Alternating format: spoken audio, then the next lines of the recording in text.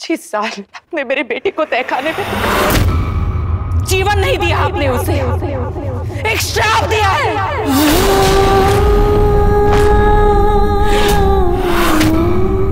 गुरु माँ है आप, माता की बेटी है, साध्वी है, लेकिन मेरे लिए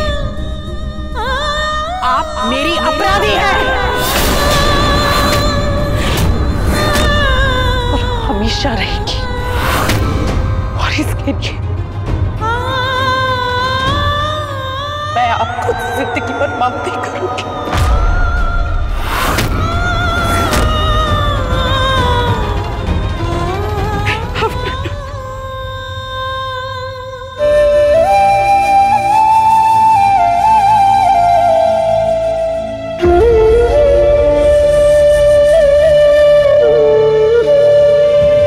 गोविंद जी लगता है इसे होश आ रहा है। इसे उठाइए, अंदर ले चलते। शिव,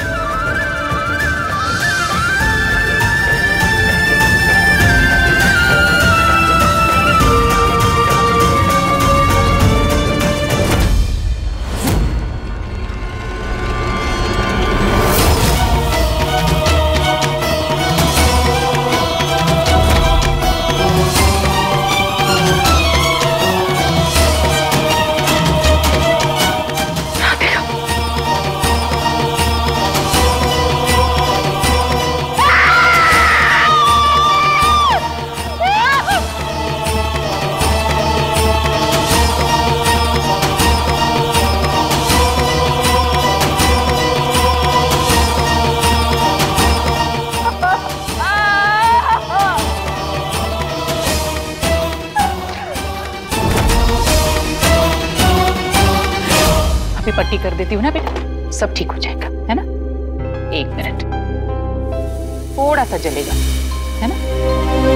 अरे रुको बेटा, सुनो। गोविंद जी बिना पट्टी किए चला गया। चोट लगी है उसे। ये चोट अभी की नहीं है लक्ष्मी जी, 25 साल पुरानी है। उसे ठीक होने में वक्त लगेगा, इतना आसान नहीं है उसके लिए। जानती हूँ गोविंद जी, इसलिए तो चाहती हूँ कि मेरा बेटा मेरे पास रहे, मेरे साथ रहे। मेरे साथ रहेगा तो समझ पाएगा कि माँ का प्यार क्या होता है। मैं भी तो अपने बेटे के पास रहना चाहती हूँ। इतने साल उससे दूर रह चुकी है लक्ष्मी जी, थोड़ा वक्त और रह लीजिए। वो तहखानों के अंधेरों से तो बाहर निकल आया है, लेकिन सदमे से अभी तक बाहर नहीं आया है। और उसे समझने के लिए हमें भी थोड़ा वक्त लगेगा कि वो किस चीज से डरता है, कहाँ जाना चाहता है। मैं अपने बच्चे के बिना नहीं रह सकती गोविंद जी। बस आप निराश मत होइए, हमने हर मुश्किल का सामना एक साथ किया है, ये भी कर लेंगे। मुझे पूरा विश्वास है कि सब कुछ बहुत जल्द ठीक हो जाएगा। उसकी खामोशी में उसका जो दर्द है उसे महसूस कर रही हूँ मैं। इतने सालों बाद मुझे मेरा बेटा मिला है, बस एक बार मुझे माँ कहकर पुकारे। लक्ष्मी जी, वो बोलेगा, आपको माँ बोलेगा, मुझको पापा बोलेगा, शिव को भाई बोलेगा, लेकिन थोड़ा वक्त दीजिए। पहले उसे इस घर को, इस परिवार को अपनाने दीजिए, फिर आप खुद उसमें और शिव में कोई फर्क नहीं कर पाएंगे। बदनसीब माँ बाप है हम। हमारा बच्चा जिंदा था, हमारे इतने पास था, पर ना हमारा बच्चा हमें आवाज लगा सका, ना हम उसे महसूस कर पाए। क्या दिखाएंगे उसे हम गोविंद जी? अफसोस इस बात का है कि उसके बचपन की कोई निशानी नहीं है हमारे पास कि हम उसको दिखाकर कह सके कि हम तुम्हारे माँ बाप हैं। ना कोई याद है, अगर कुछ है तो सिर्फ 9 महीने का एहसास, और कुछ नहीं। अभी के लिए उतना ही काफी है लक्ष्मी जी। हाँ गोविंद जी, अगर ये एहसास मुझे है तो ये एहसास उसे भी तो होगा। और यादें नहीं है तो क्या हुआ, पुरानी नहीं है तो नई बना लेंगे। मतलब? मैं बस अभी आई।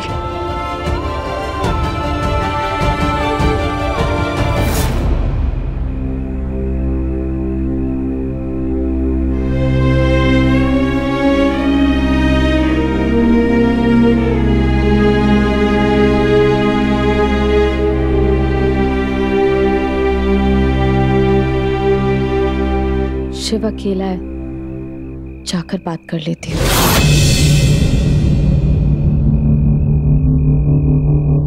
इसे देखो, लड़की सामने खड़ी है और अपने भाई के लिए बेतास बना जा रहा है।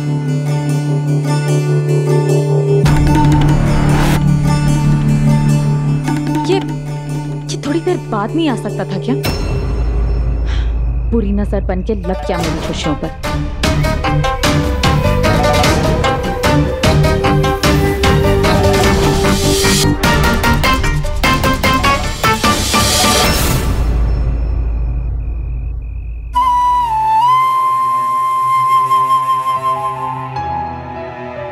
अपने भाई से बात करने में झिझक कैसी? जाओ, बात करो उनसे। रिश्ता कोई भी हो, उसे अपने दिल की बात करने में ज्यादा देर नहीं लगानी चाहिए। शिव, मुझे गलत मत समझना, मैं यहाँ सिर्फ आपके भाई के बारे में बात कर रही हूँ। मैंने देखा आप अपने भाई से बात करने में झिझक रहे हैं, इसलिए सोचा आके थोड़ी मदद कर दूं। अपने भाई के करीब आने के लिए क्या आप हमारे बीच की दूरी को थोड़ी देर के लिए भुला नहीं सकते? क्योंकि इस वक्त हमारे रिश्ते से ज्यादा जरूरी आप भाइयों का रिश्ता है। क्या बात है, क्या बात रोक रही है आपको? 25 साल से 25 साल वो एक बंद कमरे में एक कैदी की तरह रहा है, और उसका भाई इसी घर में एक परफेक्ट जिंदगी जिए। कहने को तो वो मुझसे छोटा है, लेकिन इस वक्त उससे छोटा मैं महसूस कर रहा हूं। मेरे दिमाग में बहुत कुछ चल रहा है और मुझे समझ नहीं आ रहा कि उससे बात करूं तो कैसे। ऐसा है तो अभी बात मत करो, बस उनके साथ जाके बैठ जाओ, ताकि उन्हें लगे उनका भाई उनके साथ है। उन्हें अकेलापन महसूस ना हो, उन्हें डर ना लगे। इस घर में सबसे ज्यादा जरूरत उनको आपकी है, आपके प्यार की है। इतने साल जो उन्होंने तकलीफ सही है, उसे बस आपका प्यार ही दूर कर सकता है, और उसे जताने की जरूरत नहीं है। आप जाके उनके साथ बैठेंगे तो उन्हें खुद महसूस हो जाएगा। Thank you.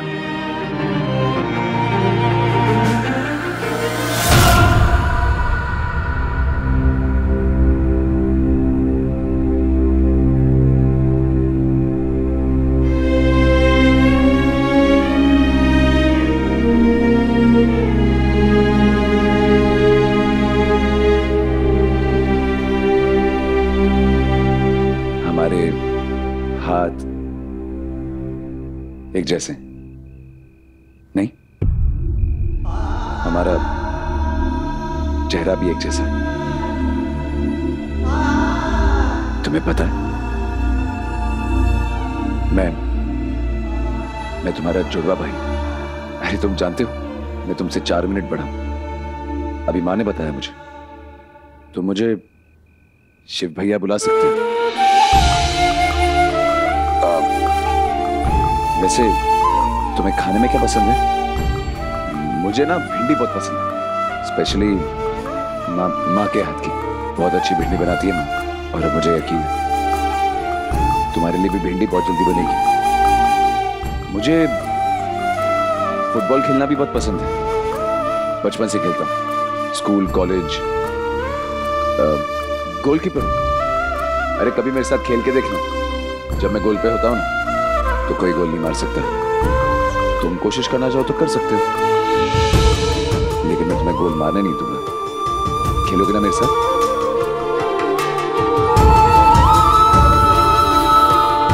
ठीक है, मैं समझ गया। तुम्हें थोड़ा वक्त लगेगा, तुम अपना टाइम लो, लेकिन मुझे पूरा यकीन है बहुत जल्द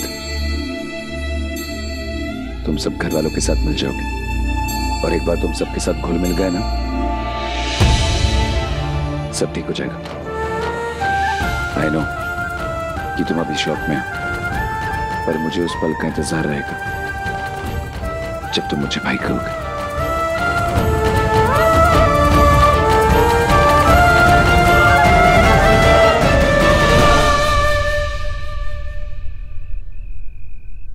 अच्छा वो तुम दोनों मुझे यही मिल गए। इस तरह एक साथ रहोगे तो तुम दोनों को अलग अलग नहीं बुलाना पड़ेगा। वैसे तुम मेरे साथ आना, मुझे तुम्हें कुछ सिखाना है। ओह, सरप्राइज है? हाँ, सरप्राइज क्या है ये नहीं बताऊंगी, दिखाऊंगी। आओ।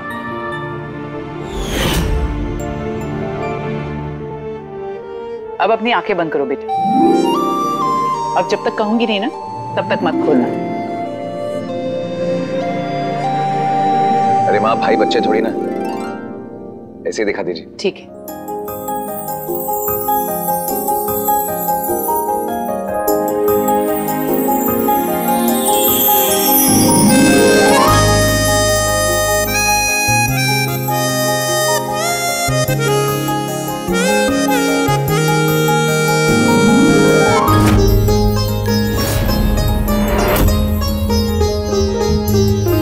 माँ, ये तो बहुत ही खूबसूरत है। आपने किया ये सब? मम्मी जी ने सरप्राइज दिया है तो उन्होंने ही किया होगा ना।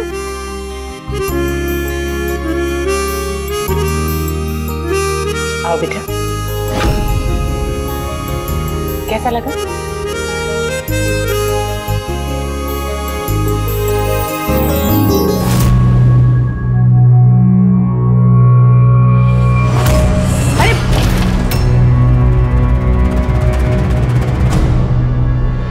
इसे दरवाजा क्यों बंद किया?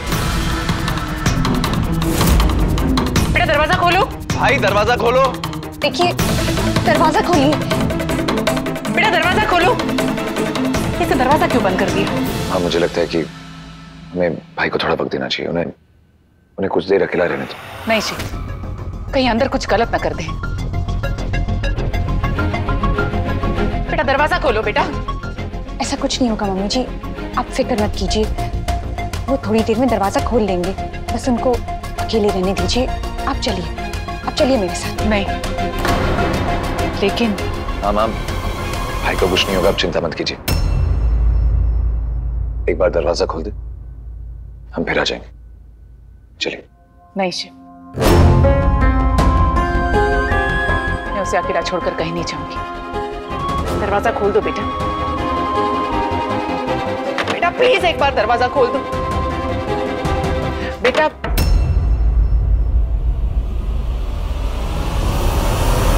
खोल दिया उसे दरवाजा।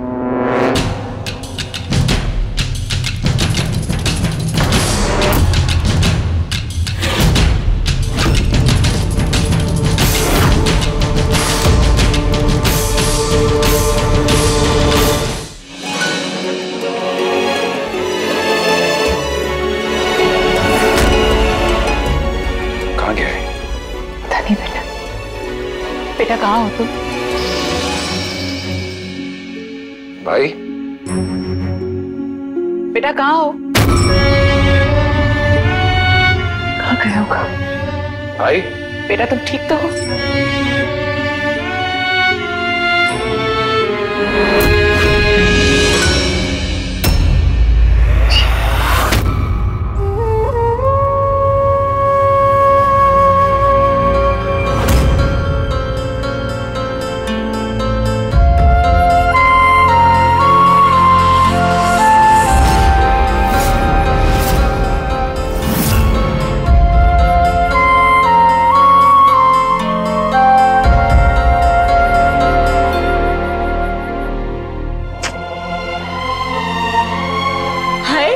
भगवान झूठ ना बुलाए, लेकिन ये तहखाने से आया है या जंगलों से? देखो ना कैसी जंगलियों वाली हरकत की है। चुप करो जानकी, हमेशा गलत वक्त पे अपना मुंह खोलती हो। पर मेरे कहने का मतलब है कि देखो ना, बड़ी माँ की मेहनत पे पानी फेर दिया।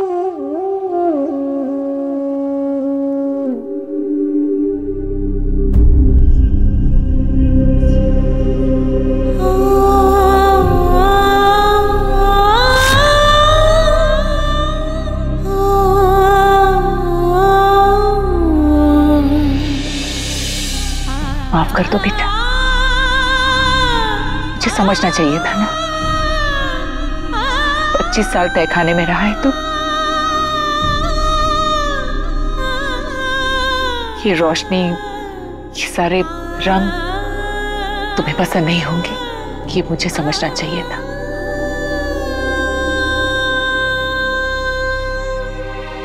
क्या करूं? ममता में इतनी अंधी हो गई थी कि अपने बच्चे की जरूरत उसकी मजबूरी देख नहीं पाई। माफ कर दे बेटा, माफ कर दे अपनी मां को। बेटा, हम तुम्हारा डर समझ सकते हैं, लेकिन तुम्हें इस डर से भागना नहीं है, बल्कि इसका सामना करना है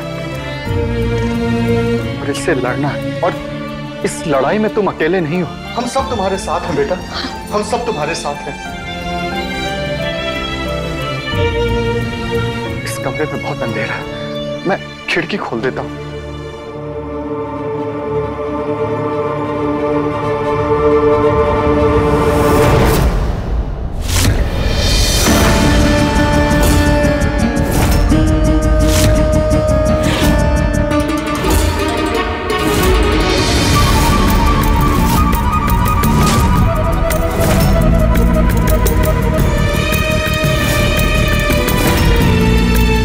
छोड़ दो बेटा।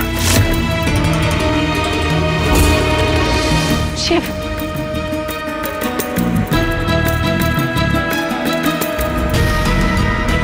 भाई, भाई हाथ छोड़ो,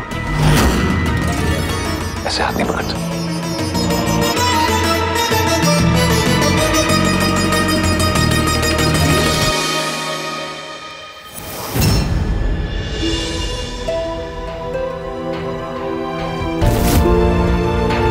नंदलाल जी, रहने दीजिए।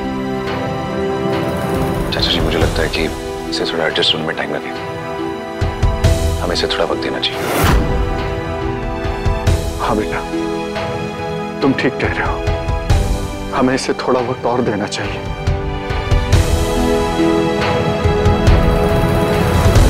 मालकिन, खाना लग गया है।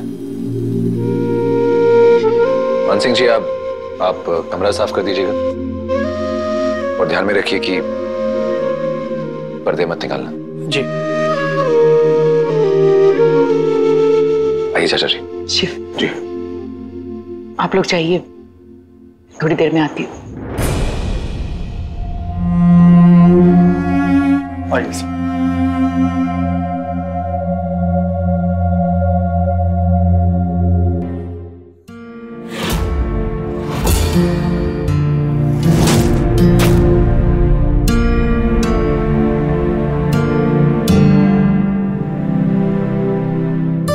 लक्ष्मी जी कहाँ हैं? मम्मी जी मान नहीं रही थी, उन्होंने कहा वो भैया को खुद लेके आएंगी।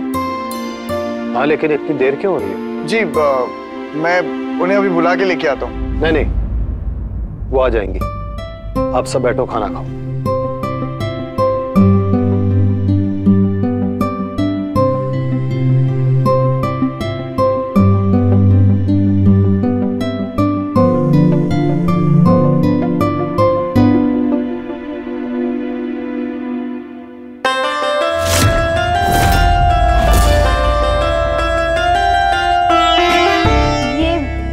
सारा खाना किसके लिए है? कोई मेहमान आने वाला है? नहीं, दरअसल लक्ष्मी जी को पता नहीं था हमारे छोटे बेटे को कौन से खाने पसंद है, इसलिए उन्होंने सारी सब्जियां बनवाई हैं। कोई ना कोई तो पसंद आई जाएगी। हाँ, और वैसे भी जो कुछ बच जाएगा उसके लिए मैं हूं ना।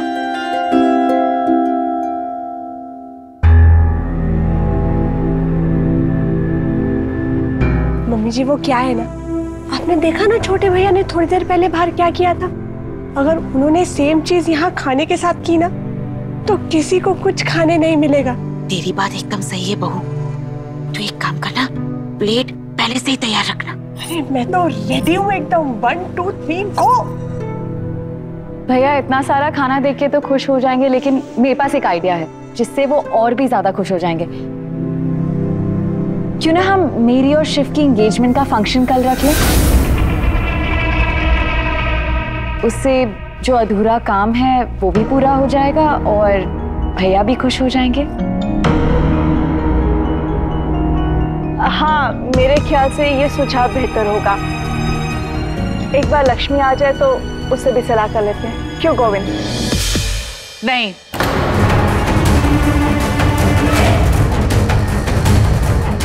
जब तक मेरा बेटा पूरी तरह से ठीक नहीं हो जाता, इस घर में सगाई की कोई बात नहीं होगी।